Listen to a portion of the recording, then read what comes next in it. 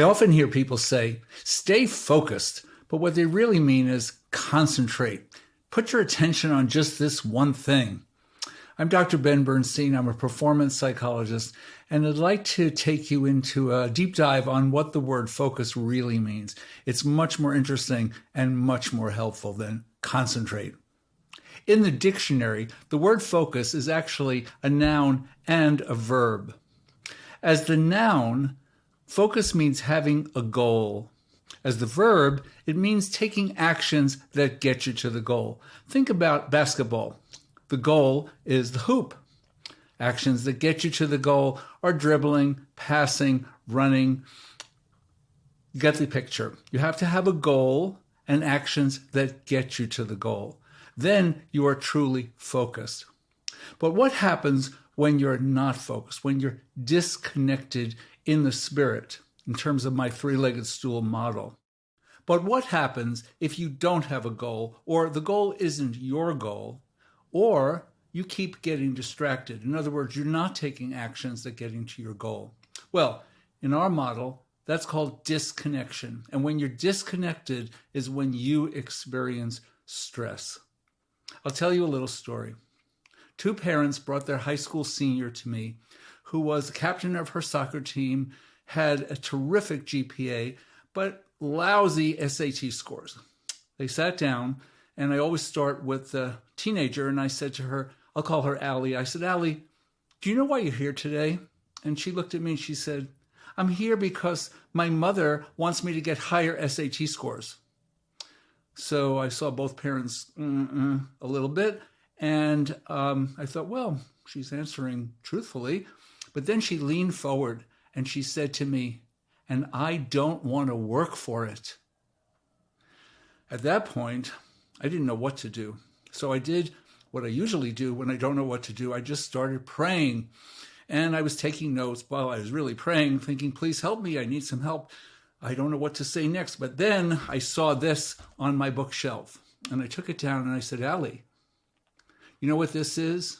She said, it's a toy. I said, no, this is a magic wand. I'm going to give this to you to take home. And every night before the SAT, you're going to circle your head 3 times clockwise, and maybe your scores will go up.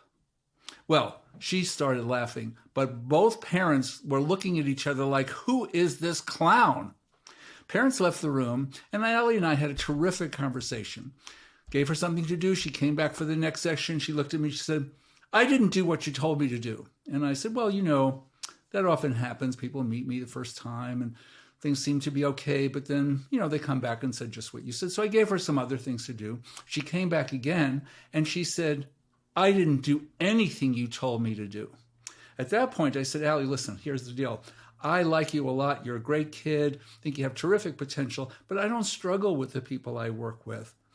So, you know, this will be our last session. I don't think she was ever in the situation where she was fired. This precipitated a conversation where I said, you know, tell me a little bit more about the schools you want to apply to. And she told me about her top choice school. And I said, do you know what the SAT score usually is for that, getting into that school? And she knew exactly what it was. And at that moment, I could see the penny drop. The goal became her goal. It wasn't her mother's goal. It became hers. And she became willing to work for it. So having a goal and taking actions that get you to your goal defines focus. Let's look at this again. Focus is a noun and a verb. The noun is the goal, and the action that takes you to the goal is the verb. But when you're stressed, what happens? You're disconnected from the goal. The goal is not yours. You don't own it. Or you're disconnected from the action. You get distracted. Have a look at your goals, both your short-term goals, daily goals, and your long-term goals. Ask yourself the question, are they really my goals? If they're not, you're going to be disconnected from your goals, and that's going to be stress-producing.